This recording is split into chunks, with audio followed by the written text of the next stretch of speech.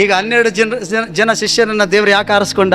ಮೊದಲೇದಾಗಿ ಯಾಕೆ ಆರಿಸ್ಕೊಂಡಂತೆ? ದೇವಗಳು ಬಿಡ್ಸಕ್ಕೆ.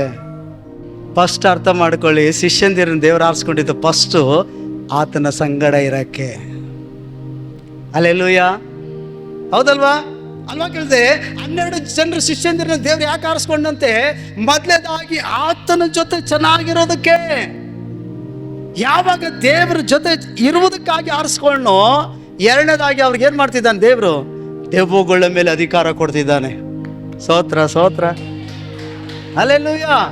ಅಂದರೆ ನಾನು ಆಗಲೇ ಹೇಳ್ದಂಗೆ ಯೇಸು ಸ್ವಾಮಿ ಆರಿಸ್ಕೊಂಡಿತ್ತು ಅವ್ರ ಜೊತೆ ಹಿಂದೆ ಮುಂದೆ ಬಾಡಿಗಾರ್ಡ್ ಆಗಿ ಸುತ್ತಾಡಲಿ ಅಂತ ಅಲ್ಲ, ಯೇಸು ಸ್ವಾಮಿ ಆರಿಸ್ಕೊಂಡಿತ್ತು. ಹಲ್ಲೆಲೂಯ. ಆತನ ಉದ್ದೇಶವನ್ನು ಅರ್ಥ ಮಾಡ್ಕೊಳ್ಳೋಕ್ಕೆ, ಆತನಲ್ಲಿ ಐಕ್ಯವಾಗಿರೋಕ್ಕೆ. ಅರ್ಥ ಆಯ್ತಾ? ಇವತ್ತು ದೇವರು ನಿನ್ನ ಆರಿಸ್ಕೊಂಡಿದ್ದು ಯಾಕೆ ಅಂದರೆ ಮಗನ ಮಗಳಾಗಿ ಆತನ ಜೊತೆ ಇರೋಕ್ಕೆ, ಆತನ ಜೊತೆ ಮಾತನಾಡೋಕ್ಕೆ, ಆತನ ಮಾತನ್ನು ನೀನು ಕೇಳೋದಕ್ಕೆ, ಆತಗೆ ಆತನ ಮಾತನ್ನು ನಂಬಿ ವಿಧೇಯಳಾಗೋದಕ್ಕಾಗಿ ಆರಿಸ್ಕೊಂಡಿದ್ದಾನೆ. ಅರ್ಥ ಆಯ್ತಾ? ಹಾಗಾಗಿದ್ದೇನೆ ಇವತ್ತು ದೇವರು ಆರಿಸ್ಕೊಂಡಿರೋದು ಆತನ ಜೊತೆ ಇರೋಕ್ಕೆ. ನಾವು ದೇವ್ರ ಜೊತೆ ಇರೋದು ಬಿಟ್ಬಿಟ್ಟು ಯಾರ್ಯಾರ ಜೊತೆನೇ ಇದ್ದೀವಿ. ಹಲ್ಲೆಲೂಯ.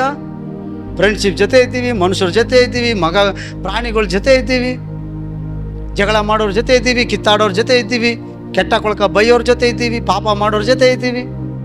ದೇವ್ರು ನೀನು ಕರೆದಿತ್ತು, ನೀನು ಆರಿಸ್ಕೊಂಡಿದ್ದು ಯಾರ ಜೊತೆ ಇರೋಕ್ಕೆ? ಅರ್ಥ ಕೇಳಿಸ್ತಿಲ್ಲ? ಯಾರ ಜೊತೆ ಇರೋಕ್ಕೆ? ದೇವ್ರ ಜೊತೆ ಇರೋಕ್ಕೆ. ಹಾಗಾದ್ರೆ ದೇವ್ರ ಜೊತೆ ಇರೋದು ಅಂದ್ರೆ ಏನು? ನೀನು ದೇವರ ಕೋಣೆಯಲ್ಲಿ ಎಲ್ಲ ಕೆಲಸ ಮುಗಿಸಿ ಪ್ರಾರ್ಥನೆಯಲ್ಲಿ ಇರಬೇಕು. ನೀನು ಪ್ರಾರ್ಥಿಸ್ಬೇಕು ಗಂಟೆಗಟ್ಟಲೆ. ನನ್ನ ನಿನ್ನ ಮಗಳೇನು, ಅಮ್ಮ ಮಗಳೇನು ಮಾಡ್ತಾಳೆ? ಪ್ರಾರ್ಥನೆ ಮಾಡ್ತಾಳೆ. ಅಮ್ಮ ಏನು ಮಾಡ್ತೈತೆ? ಅಪ್ಪ ಏನು ಮಾಡ್ತೈತೆ? ಅಪ್ಪನ ಜೊತೆ, ಅವ್ರ ಡ್ಯಾಡಿ ಜೊತೆ ಮಾತಾಡ್ತೈತೆ. ಡಿಸ್ಟರ್ಬ್ ಮಾಡಬೇಡ. ಚಂದ್ರಪ್ಪ, ನಿನ್ನ ಆರಿಸ್ಕೊಂಡಿದ್ದು ಏಸಪ್ಪನ ಜೊತೆ ಇರೋಕ್ಕೆ. ಹಲ್ಲೆಲೂಯ. ಕುಟುಂಬ ಪ್ರೇಯರ್ ಮಾಡುವಾಗ ಕುತ್ಕೊಂಡು ಒಂದು ಅರ್ಧ ಗಂಟೆ ಟೈಮ್ ಆಡ್ಬಿಟ್ಟು ರೊಟ್ಟಿ ತಟ್ಬಿಟ್ಟು ಹಲ್ಲೆಲೂಯ ಸ್ತೋತ್ರ ಸ್ತೋತ್ರ ಸ್ತೋತ್ರ, ಇದಕ್ಕಾಗಿ ನಿನ್ನ ಆರಿಸ್ಕೊಂಡಿಲ್ಲ. ಅರ್ಧ ತಾಸು ಆದ ಮೇಲೂ ಕೂಡ ಒಂದು ಅರ್ಧ ಗಂಟೆ 1 ಗಂಟೆ ಟೈಮು ಅಪ್ಪಂತ ಕೂತ್ಕೊಂಡು ನೀನು ಮಾತಾಡು. ಅಪ್ಪ ನೀನೇನು ಹಂಗೆ ಪ್ರಾರ್ಥನೆ ಮಾಡಬೇಕು, ಹಂಗೆ ಕೇಳ್ತೀನಿ, ನೀನು ಹಿಂಗೆ ಮಾತಾಡು. ಅಪ್ಪ ನನ್ನ ಮನೆ ಪರಿಸ್ಥಿತಿಗಳು ಹಿಂಗೆ ಆಯ್ತಲ್ಲ, ಇದರಲ್ಲಿ ನಿನ್ನ ಆಲೋಚನೆ ಏನಪ್ಪ? ನೀನು ದೇವ್ರ ಜೊತೆ ಸರಿಪಡಿಸ್ಕೋ. ದೇವ್ರ ಸಂಬಂಧ ಏನಿಲ್ಲ. ನಿನ್ನ ಮನೇಲಿ ಏನೇ ಕಷ್ಟ ಇರಲಿ, ರೋಗ ಇರಲಿ, ಸಮಸ್ಯೆ ಇರಲಿ, ಹಣ ಸಮಸ್ಯೆ ಏನೇ ಇರಲಿ, ಏಸಪ್ಪ ಅಂತ ಸರಿಯಾಗಿ ನೀನು ಕರೆಕ್ಟ್ ಆಗು. ನೀನು ಚೆನ್ನಾಗಾದರೆ ದೇವ್ರಿಗೆ ಅಧಿಕಾರ ಕೊಡ್ತಾನೆ. ನಾನು ಆಗಲೇ ಹೇಳಿದಲ್ವ, ನೋಡಿ, ಅವನ ಜೊತೆ ಸಂಬಂಧ ಚೆನ್ನಾಗಾಗುವಾಗ ದೇವ್ರು ಏನು ಮಾಡ್ದ? ಅವ್ರಿಗೆ ದೆವ್ವಗಳ ಮೇಲೆ ಅಧಿಕಾರ ಕೊಡ್ತಿದ್ದಾನೆ. ನಿನಗೆ ದೆವ್ವಗಳ ಮೇಲೆ ಅಧಿಕಾರ ಕೊಡ್ತಾನೆ. ನಿನಗೆ ಮಾಟ ಮಂತ್ರಗಳ ಮೇಲೆ ಅಧಿಕಾರ ಕೊಡ್ತಾನೆ ದೇವರು. ನಿನ್ನ ಸಾಲದ ಮೇಲೆ ನಿನಗೆ ಅಧಿಕಾರ ಕೊಡ್ತಾನೆ ದೇವರು. ನಿನ್ನ ರೋಗದ ಮೇಲೆ ನಿನಗೆ ಅಧಿಕಾರ ಕೊಡ್ತಾನೆ. ಯೇಸು ನಾಮದಲ್ಲಿ ಬಿಟ್ಟು ಹೋಗು ಅಂತ ಹೇಳುವಾಗ ಬಿಟ್ಟು ಹೋಗ್ತದೆ. ಹಲ್ಲೆಲೂಯ. ದೇವರು ನಿನಗೆ ಅಧಿಕಾರ ಕೊಡ್ತಾನೆ. ಅದಕ್ಕೆ ದೇವರು ಆದಿಕಾಂಡದಲ್ಲಿ ಆ ಮನುಷ್ಯನನ್ನು ತನ್ನ ಸ್ವರೂಪದಲ್ಲಿ ತನ್ನ ಹೋಲಿಕೆಯಲ್ಲಿ ಉಂಟು ಮಾಡಿ ಆಕಾಶದಲ್ಲಿ ಚಲಿಸುವಂತ ಮಧ್ಯದಲ್ಲಿ ಪಕ್ಷಿಗಳ ಮೇಲೆ, ಸಮುದ್ರದ ನೀರು ಮೇಲೆ, ಪ್ರಾಣಿ ಪಕ್ಷಿಗಳು ಎಲ್ಲಾದ್ರ ಮೇಲೆ ಅಧಿಕಾರ ಕೊಟ್ಟನಂತೆ. ಇಲ್ಲಿ ಹೇಳ್ತೈತೆ, ಶಿಷ್ಯಂದಿರನ್ನು ತನಗೋಸ್ಕರ ಆರಿಸ್ಕೊಂಡು, ತನ್ನ ಜೊತೆ ಇರೋದಕ್ಕೋಸ್ಕರ ಆರಿಸ್ಕೊಂಡ್ಮೇಲೆ ಅವ್ರಿಗೇನು ಮಾಡ್ತೀನಿ? ದೆವ್ವಗಳ ಮೇಲೆ ಅಧಿಕಾರ ಕೊಡ್ತಿದ್ದಾನೆ. ನೀನು ಹೋಗ್ಬಿಟ್ಟು ಅಯ್ಯೋ ದೇವ್ರ ಅಮಾಸೆ ಬಂತು, ಹುಣ್ಣಿಮೆ ಬಂತು, ಏಸಪ್ಪ ಯಾವ ದೆವ್ವಗಳು ಮುಟ್ಟುತ್ತೆ ಕಾಪಾಡಪ್ಪ. ದೇವ್ರ ಅನ್ಯೋನ್ಯತೆಯಲ್ಲಿ ಇದ್ದಾಗ ದೇವ್ರಂತ ನಿನ್ಗೆ ಅಧಿಕಾರ ಕೊಟ್ಟಿದ್ದೀನಿ, ಓಡಿಸು. ಪಾಸ್ಟಿಗೆ ಬೇಡ, ನೀನೇ ಓಡಿಸು. ನೀನು ದೇವ್ರ ಜೊತೆ ಅನ್ಯೋನ್ಯತೆಯಲ್ಲಿ ಇದ್ದರೆ ನಿನಗೆ ಅಧಿಕಾರ ಕೊಡ್ತಾನೆ ದೆವ್ವಗಳು ಓಡಿಸೋಕ್ಕೆ. ನೀನು ಮನೆ ಮೇಲೆ ಮಾಟ ಮಂತ್ರ ಮಾಡೋರನ್ನ ನೀನೇ ಓಡಿಸ್ಬೋದು. ಯೇಸು ನಾಮದಲ್ಲಿ ಯಾವ ಮಾಟ ಮದ್ದುಗಳು ನನ್ನ ಗುಡಾರ ಸಮೀಪಕ್ಕೆ ಬರೋಕ್ಕೆ ಅಧಿಕಾರ ಇಲ್ಲ ಅಂತ ಹೇಳ್ಬೋದು. ನನ್ನ ಮಕ್ಕಳ ಮೇಲೆ, ನನ್ನ ಹೆಂಡತಿ ಮೇಲೆ, ನನ್ನ ಗಂಡನ ಮೇಲೆ, ನನ್ನ ತಂದೆ ತಾಯಿಗಳು ಎತ್ತವ್ರ ಮೇಲೆ ಅಧಿಕಾರ ಇಲ್ಲ. ಹಲ್ಲೆಲೂಯ. ಯೌವನಸ್ಥ ಮಕ್ಕಳ, ಹಿರಿಯರ ಪಾಪ ಅನ್ನೋದು ಹಿಂದೆ ಓಡಿ ಓಡಿ ಬರ್ತಾ ಇರ್ತದೆ. ನಿನ್ನ ಹಿಡಿಯೋಕೆ ಓಡಿ ಓಡಿ ಬರ್ತಾ ಇರ್ತದೆ. ಪಾಪ ಹೋಗಲ್ಲ, ಪಾಪ ಬಿಟ್ಟು ಹೋಗಲ್ಲ. ಆದರೆ ದೇವರ ಅನ್ಯತೆಯಲ್ಲಿ ನೀನು ಇರುವಾಗ ಆ ಪಾಪವನ್ನು ಜಯಿಸುವ ಅಧಿಕಾರ ನೀನು ಕೊಡ್ತಾನೆ ದೇವರು. ಹಲ್ಲೆಲೂಯ. ದೇವರು ಪಾಪನ ನೀನು ಪ್ರಾರ್ಥನೆ ಮಾಡಿದ್ದಕ್ಕೆ 3 ದಿನ 10 ದಿನ ಅಥವಾ 20 ದಿನ ಉಪವಾಸ, 40 ದಿನ ಉಪವಾಸ ಮಾಡಿದಕ್ಕೆ ಪಾಪನ ಬೇರೆ ಸಹಿತ ಕಿತ್ತಿ ಬಿಸಾಕ್ಬಿಟ್ಟು ನೀನು ಪಾಪನೇ ಮಾಡಲ್ಲ ಮಗನೇ, ನೀನು ಪಾಪನೇ ಬರಲ್ಲ, ನೀನು ಹಿಂಗೆ ಇದ್ಬಿಡ್ತೀವಿ ಪರಿಶುದ್ಧತೆಯಲ್ಲಿ ಅಂತ ಹೇಳಲ್ಲ ದೇವರು. ಅರ್ಥ ಆಯ್ತಾ? ಹೇಳಲ್ಲ. ಯಾಕೆ ಅಂದರೆ ಪಾಪ ಅನ್ನೋದು ಹೋಗುವಂಥದ್ದಲ್ಲ. ಪಾಪನ ನೀನು ಜಯಿಸಬೇಕು.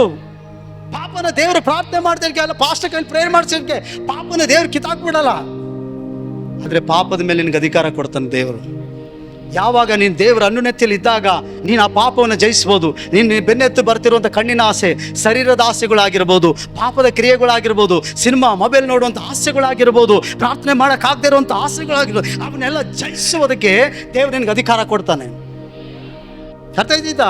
ಯಾವಾಗ ನಾನು ದೇವರ ಅನ್ಯೋನ್ಯತೆಯಲ್ಲಿ ಇರ್ತೀನೋ ನನಗೆ ವಿರೋಧವಾಗಿರುವಂಥ ಪೂರ್ವಿಕರ ಶಾಪ, ಮಾಟ ಮಂತ್ರಗಳು, ದೆವ್ವಗಳು, ರೋಗಗಳು, ಅರ್ಥ ಆಯ್ತಾ, ಅದ್ರ ಮೇಲೆಲ್ಲ ದೇವ್ರು ನನಗೆ ಅಧಿಕಾರ ಕೊಡ್ತಾನಂತೆ. ನಿಮ್ಗೆ ಅಧಿಕಾರ ಕೊಡ್ತಾನಂತೆ, ನಿಮ್ಗೆ ಅಧಿಕಾರ ಕೊಡ್ತಾನೆ. ಹಲ್ಲೆಲೂಯ.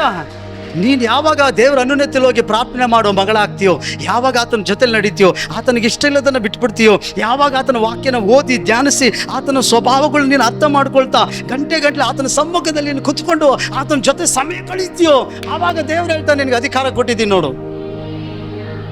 ದೆವ್ವಗಳ ಮೇಲೆ ಅಧಿಕಾರ ಕೊಟ್ಟಿದ್ದೀನಿ ನೋಡು, ರೋಗದ ಮೇಲೆ ಅಧಿಕಾರ, ಪಾಪದ ಮೇಲೆ ಅಧಿಕಾರ. ನೀನು ಭಯ ಪಡೋಕ್ಕಿಲ್ಲ. ಅವಾಗ ಯೇಸು ನಾಮದಲ್ಲಿ ಹೇಳ್ತೆ, ನಾನು ಯೇಸುನ ಮಗಳು, ಯೇಸುನ ಮಗ, ನಾನು ಯೇಸುನ ರಕ್ತ ನನ್ನ ಮನೆ ಸ್ಥಳ ಇಲ್ಲ ನಿನಗೆ, ಹೋಗ್, ಇಷ್ಟು ದಿನ ಇದು ಸಾಕಾಯ್ತು, ಹೋಗಿ ನೀನು ಓಡಿಸ್ಬೋದು. ಹಲ್ಲೆಲೂಯ. ದೇವ್ರು ನಾನು ಕೊಡುವಂಥ ವರಮಾನಗಳು, ಸಂಪಾದನೆ ಮೇಲೆ ನಿನಗೆ ಹಿಡ್ತಾ ಇಲ್ಲ, ಅಧಿಕಾರ ಇಲ್ಲ. ಯೇಸು ಕ್ರಿಸ್ತನ ನಾಮದಲ್ಲಿ ಹೇಳ್ತೀನಿ, ಕರ್ತನ ಅನ್ಯೋನ್ಯತೆಯಲ್ಲಿ ಇದ್ದೀನಿ. ದೇವರ ಮಗಳಾಗಿ ನಾವು ಗದರಿಸ್ಬೋದು, ಯಾಕಂದ್ರೆ ದೇವ್ರ ಅಧಿಕಾರ ಕೊಟ್ಟಿದ್ದಾನೆ. ಇವತ್ತು ಅನೇಕರಿಗೆ ಅಧಿಕಾರ ಬೇಕು, ಆತನ ಜೊತೆ ಸಂಬಂಧ ಬೇಡ. ಏನ್ ಬೇಕು? ಅಧಿಕಾರ ಬೇಕು, ಅಧಿಕಾರ ಬೇಕು, ಪೋಸ್ಟ್ ಬೇಕು. ಎಲ್ಲರಿಗೂ ಪೋಸ್ಟ್ ಬೇಕು. ಅಲ್ಲೆಲ್ಲೂಯ್ಯ.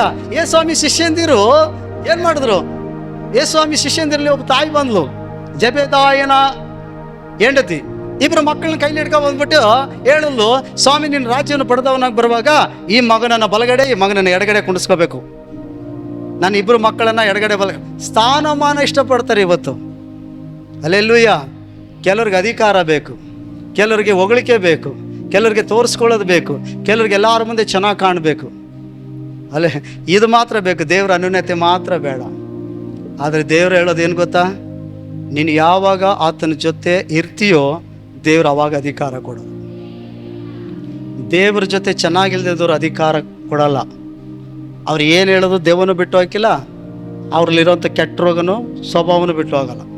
ಅದಕ್ಕೆ ನೋಡಿ, ನೀವು ಎಷ್ಟೇ ಪ್ರಾರ್ಥನೆ ಮಾಡಿದ್ರು ದೇವರೊಟ್ಟಿಗೆ ಚೆನ್ನಾಗಿಲ್ದಿರೋದ್ರಿಂದ, ಸಂಬಂಧ ಚೆನ್ನಾಗಿಲ್ದಿರೋದ್ರಿಂದ ನಿನ್ನ ಕೋಪನೇ ನೀನು ಬಿಟ್ಟು ಹೋಗ್ತಿಲ್ಲ, ನಿನ್ನ ಅವಿದ್ಯತ್ವನೇ ನೀನು ಬಿಟ್ಟು ಹೋಗ್ತಿಲ್ಲ, ನಿನ್ನ ಮೊಬೈಲ್ ನೋಡೋದೇ ನೀನು ಬಿಟ್ಟು ಹೋಗ್ತಿಲ್ಲ. ನಿನ್ನ ಏನಂತೆ ಬೆಳಗ್ಗೆ ಎದ್ದು ಪ್ರಾರ್ಥನೆ ಮಾಡದೇ ಇರೋಕ್ಕೆ ಎಷ್ಟೋ ಆಲೋಚನೆ ಮಾಡ್ತೀವಿ, ಮಾಡೋಕ್ಕಾಗ್ತಾ ಇಲ್ಲ. ಯಾಕೆ? ನಿನ್ನ ಸ್ವಭಾವನೇ ಬದಲಾಯ್ತಲ್ಲ. ಇಷ್ಟು ಪ್ರಾರ್ಥನೆ ಮಾಡಿದ್ರು ನಿನ್ನ ಹುಟ್ಟು ಗುಣನೇ ಸುಟ್ಟರು ಹೋಗ್ತಾ ಇಲ್ಲ. ಇಷ್ಟು ವರ್ಷ ಚರ್ಚಿಗೆ ಬಂದರು. ಯಾಕೆ ಹೇಳ್ರಿ? ಯಾಕೆ ಹೇಳಿ? ದೇವರೊಟ್ಟಿಗೆ ಸಂಬಂಧ ಚೆನ್ನಾಗಿಲ್ದೇ ಇರೋದ್ರಿಂದ. ಯಾವಾಗ ನೀನು ದೇವರೊಟ್ಟಿಗೆ ಸಂಬಂಧ ಚೆನ್ನಾಗೈತೀಯೋ ನಿನ್ನ ಹುಟ್ಟು ಗುಣಗಳನ್ನ ಬದಲಾಯಿಸ್ಕೋಬೋದು. ದೇವರು ನಿನಗೆ ಅಧಿಕಾರ ಕೊಡ್ತಾನೆ. ಅದು ಸೈತಾನ ಗುಣ, ಅದು ಆದಾಮನಿಂದ ಬಂದ ಗುಣಗಳು. ಯೇಸುವಿನ ನಾಮದಲ್ಲಿ ನೀನು ಗೆಲ್ಲಬಹುದು. ಹೊಸ ಸೃಷ್ಟಿಯಾಗಿ ದೇವರ ಮಗನಾಗಿ ಮಗಳಾಗಿ ಬದಲಾಗ್ಬೋದು. ಹಲ್ಲೆಲೂಯಾ.